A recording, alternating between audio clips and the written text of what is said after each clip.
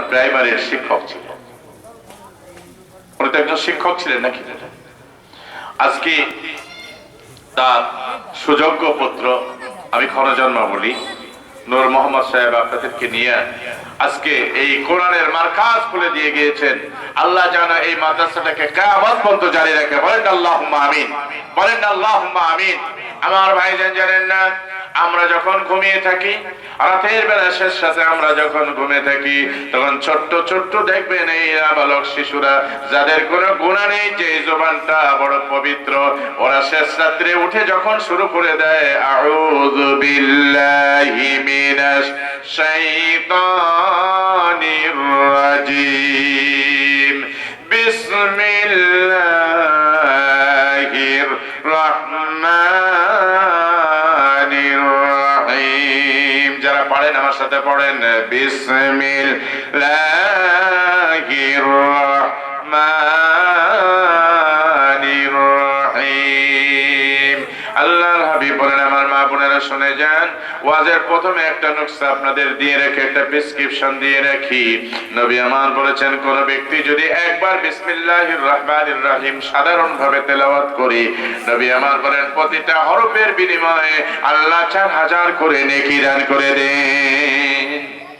কেউ যদি একটা বার বিসমিল্লাহ তেলাওয়াত করে রে, আল্লাহর হাবিব বলেছেন 19টি হরফ আছে এই বিসমিল্লাহ, প্রতিটা হরফের বিনিময়ে আল্লাহ 4000 করে সগীরা গুনাহ আল্লাহ মাফ করে দেন।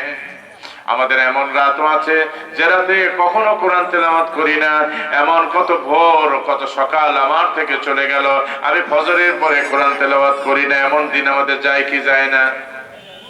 অনেকে আছে কোরআন তেলাওয়াত করতে পারি না। ও আমার প্রিয় এলাকাবাসী, আপনাদেরকে বলে যাই, বড় সৌভাগ্যবান আপনারা।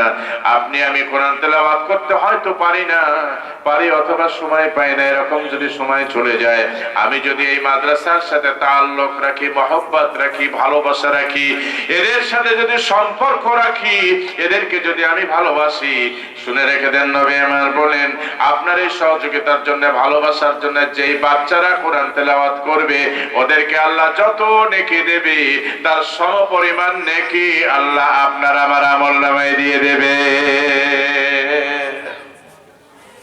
আমার ভাইজান, কোরআনের কাছে আসলেও লাভ, ধরে বলেন ঠিক কিনা?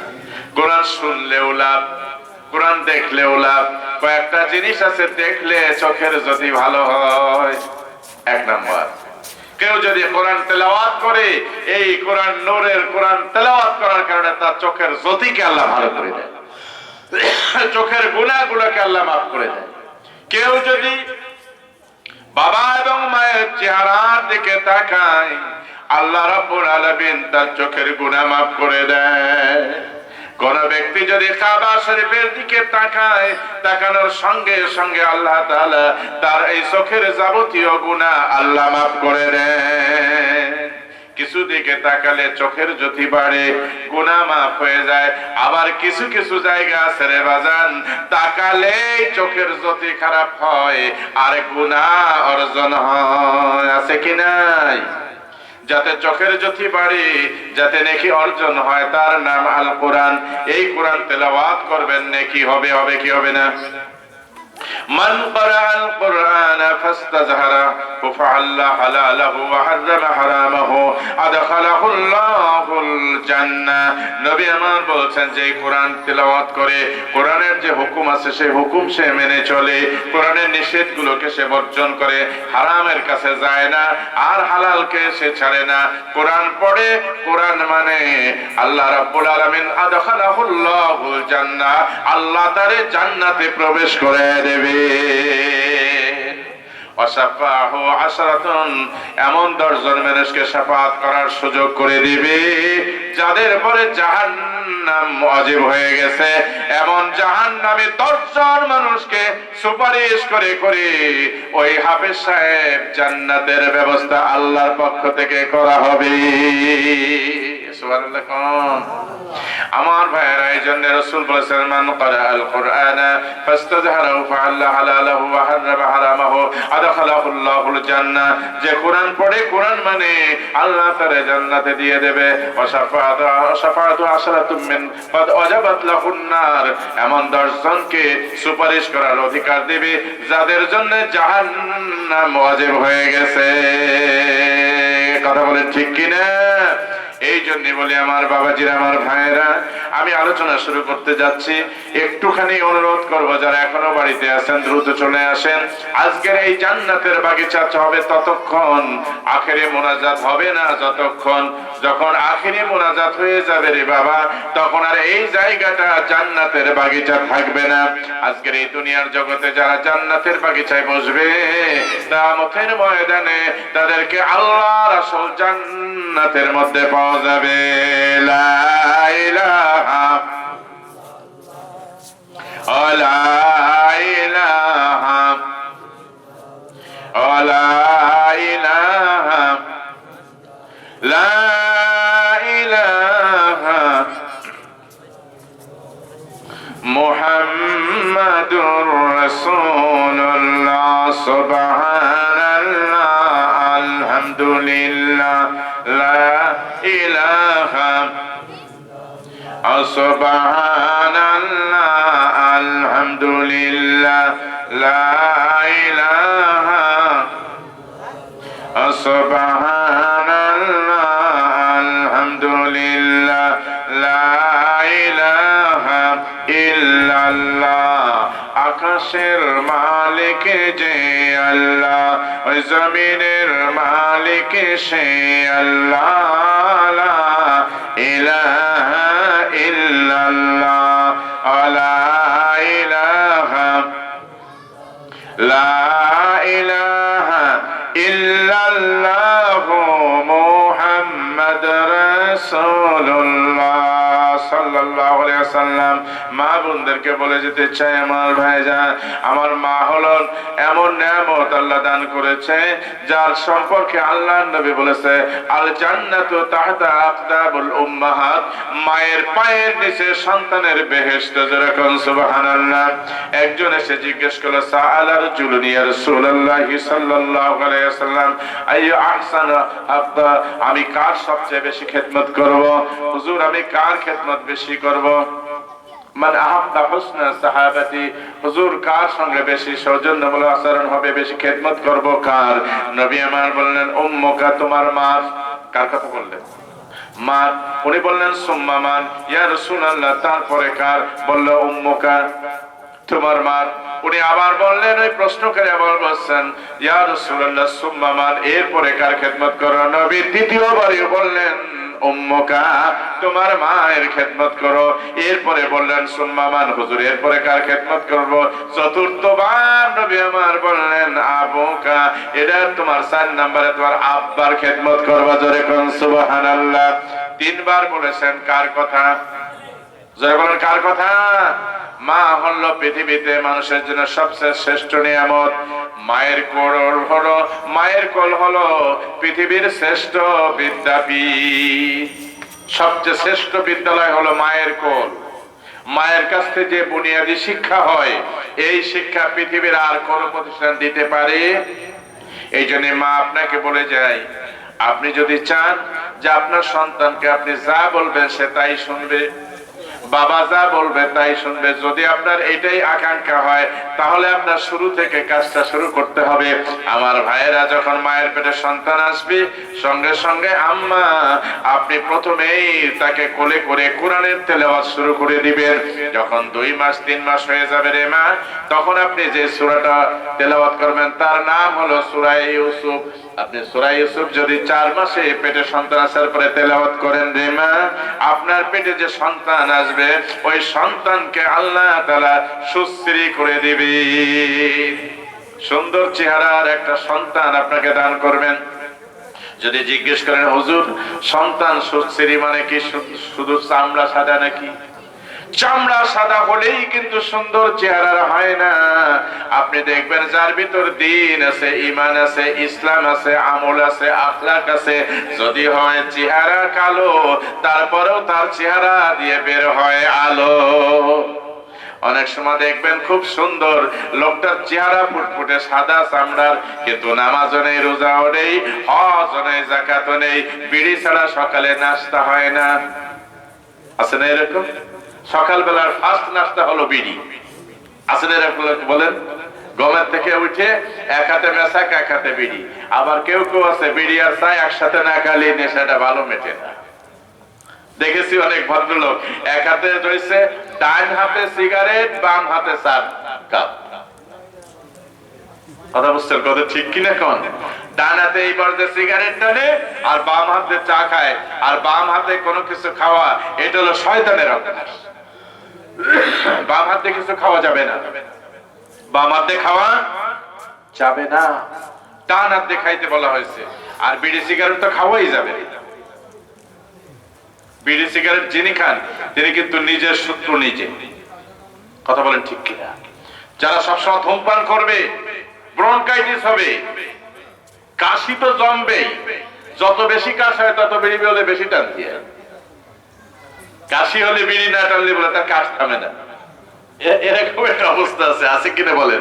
আমি বুঝি না, অনেক বিড়িয়া লাগে দেখি কাশে কাশে কুড়ায় যাচ্ছে, তারপরও বিড়িটি টান লাগতেছে। ওকে দাদা তুমি কই এত অসহ্য, তারপরও বিড়ি টানা? কয় বিড়ি না টানলে আমার কাশ কমবে না। আছে কিনা এরকম বলেন? আহারে, যারা আল্লাহ নিষেধ করেছেন যে বিড়িখোরের মুখে যে দুর্গন্ধ, কাঁচা পেঁয়াজ খেয়ে যদি মসজিদে যাওয়া না যায়, যে দুর্গন্ধে রহমতের ফেরেশতা থাকে না। আর যে বিড়ি খায় তার জামায় গন্ধ, তার চাদরে গন্ধ, তার বিছানায় গন্ধ। গন্ধের জ্বালায় রহমতের ফেরেশতার তো কোনো খবরই হয় না। জোরে কর ঠিক কিনা? ভাইরা, বিড়ি ছেড়ে দেন, ধূমপান ছেড়ে দেন। ধূমপানে আপনার এই ফুসফুসটা নষ্ট হয়ে যায়। ফুসফুসের ক্যান্সার হওয়ার সবচেয়ে বেশি সম্ভাবনা ধূমপান। জোরে বলেন ঠিক কিনা? আর বিড়ির থেকে শুরু হয়ে যাচ্ছে গাঁজা, গাঁজার থেকে ইয়াবা, তারপরে বাবা আর বাবা, ওই শুরু থেকে হয়। জোরে বলেন ঠিক কিনা? বদ অভ্যাস গুলো ছাড়তে হবে। আমি যে কথা বলছিলাম, মায়ের কোল হলো পৃথিবীর শ্রেষ্ঠ বিদ্যালয়। মায়ের কাছ থেকে যে সন্তান যে শিক্ষা পাবে, যে আদর্শ পাবে, ওই রকম আদর্শ পৃথিবীর আর কেউ শিখাইতে পারবে না। আমি বলি আব্বা জান, মায়া, আমার ভাবি জান, আমার শাশি জান, আমার খালা জান, আমার মা, আপনি যদি চান সন্তান আমার কথা শুনুক, তাহলে শয়তানের ওয়াসওয়াসা থেকে আপনার সন্তানটাকে আগে রক্ষা করতে হবে। তা কিভাবে হবে? সর্বপ্রথম যখন আপনি আর স্বামী আর স্ত্রী এক জায়গা হবেন, জীবনে কোনোদিন বিসমিল্লাহ পাঠ করতে ভুলবেন না। ছোট্ট করে বুঝে নেবেন, সব তো ব্যাখ্যা দিয়ে বলা যাবে না। যদি আপনি গুড়ায় পত্তরে বিসমিল্লাহ ছেড়ে দেন, আপনি যখন আনন্দ করতেছেন, ফুর্তি করতেছেন, আপনার ওই কাজের সাথে শয়তানও জুড়ে যায়। যদিও খারাপ লাগে, তারপরে সঠিক কথা বলতেই হবে। তো শয়তান যখন আপনার সঙ্গে মিলন করে, আর ওইখান থেকে যে সন্তান পয়দা হয়, ওই সন্তানই একসময় দেখা যায় বাবা মার অবাধ্য হয়, ও বাবা মার কথা শোনে না, ও শয়তানের কাজের দিকে বেশি টানে। কথা বলেন ঠিক কিনা? রূঢ় সত্য কথা। মা আপনাকে এটা আমল করতে হবে। আম্মা আপনাকে বলি, আমরা কষ্ট করে সব অর্জন করি।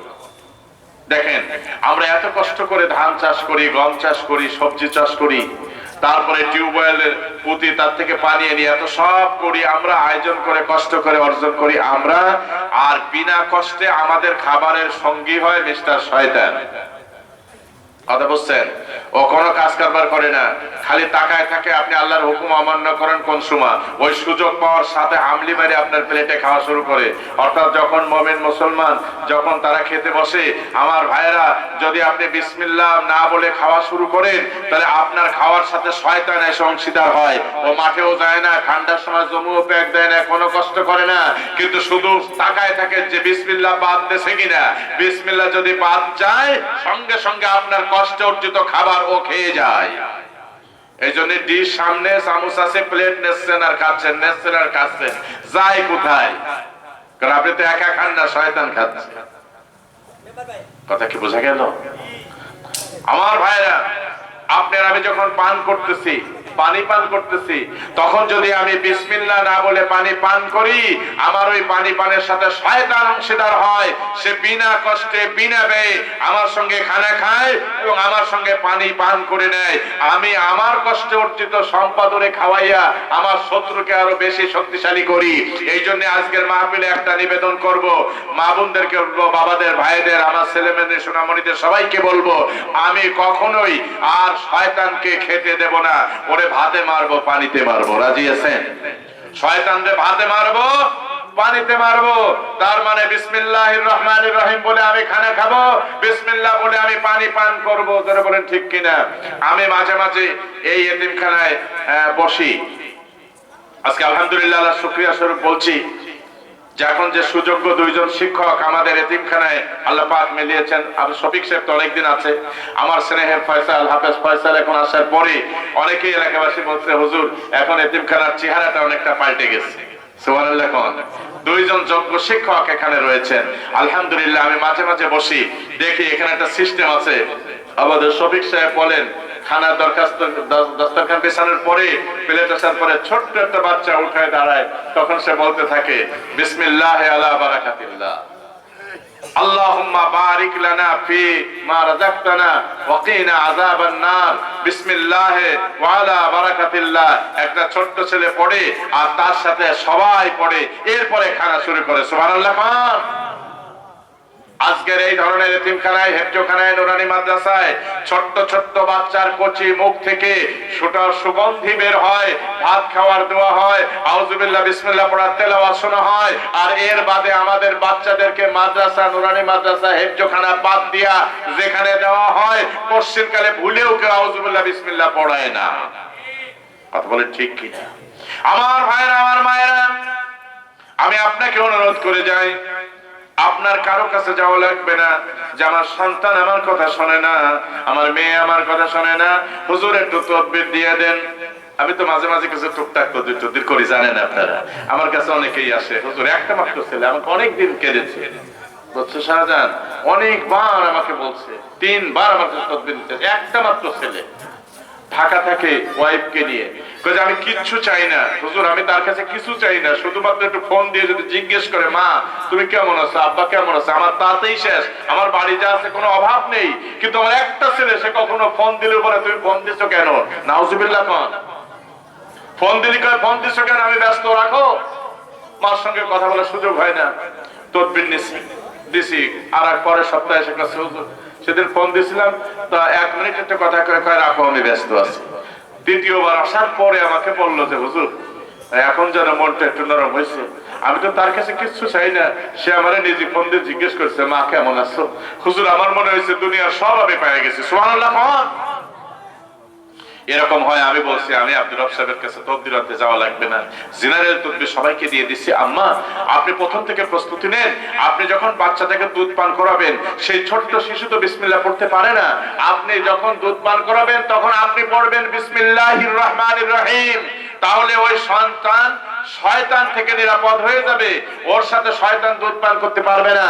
যখন আপনি বিসমিল্লাহ না বলে দুধ পান করাবেন আম্মা, তখন ওই আপনার ছেলের সাথে মেয়ের সাথে শয়তান একই সঙ্গে দুধ পান করবে। আর শয়তানের যে স্বভাব, শয়তানের যে আসর, ওই সন্তানের ভিতরে ঢুকে যাবে। মা ও যখন বড় হবে তখন আর আপনার কথা শুনতে চাইবে না। সবচেয়ে বড় তদবির হলো, আপনি যখন বাচ্চাটাকে দুধ পান করাবেন মা, তখন আপনি পড়ে নেবেন বিসমিল্লাহির রহমানির রহিম। পারা যায় না, কাজটা করা যায় না।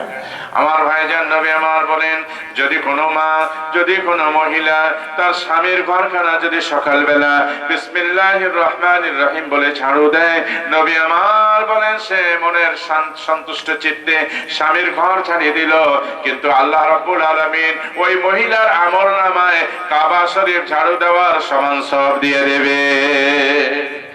আম্মা শুনেন, আপনার ঘরখানা বন্ধ দিয়ে দিন, আপনি রাতের বেলা যখন ঘুমোতে যাবেন, আম্মা আমার বাবাজিদেরকে বলি, ভাইদেরকে বলি, আর সকলের কাছে অনুরোধ করি, রাতের বেলা যখন ঘুমোতে যাবেন, দরজাটা যখন বন্ধ করবেন, খিল দিবেন, যাই দিবেন, তখন আপনি পড়ে নেবেন বিসমিল্লাহির রহমানির রহিম। ওই ঘরের ভিতরে আর কোন জিন, ভূত, জাদু টোনা কোনো কিছুই কাজ করবে না।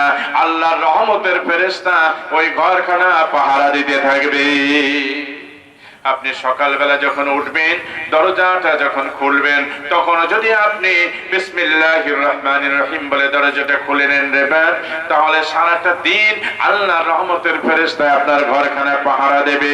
এই আমল যদি আমরা শুরু করি, আমার ঘরের মধ্যে কল্যাণ আসবে, শান্তি আসবে, পরিবারের ভিতরে শান্তি চলে আসবে।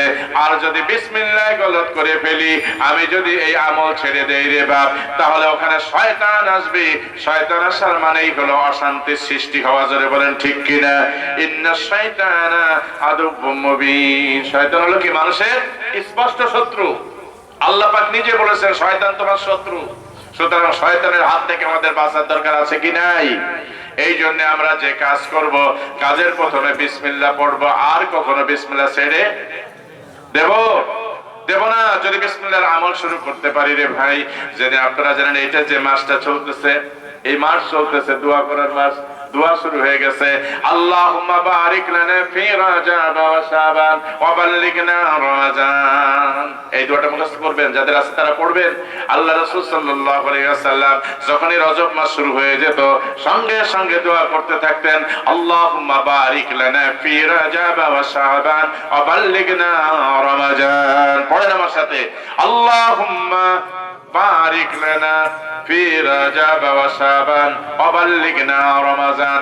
একই জিনিসের ভিতর দুইটা জিনিস শুরু হয়ে গেছে। এক হলো দেখেন, আল্লাহ রাসূল রজব মাসের বরকত চাইছেন, শাবান মাসের বরকত চাইছেন। আরেকটা কি জিনিস কোন?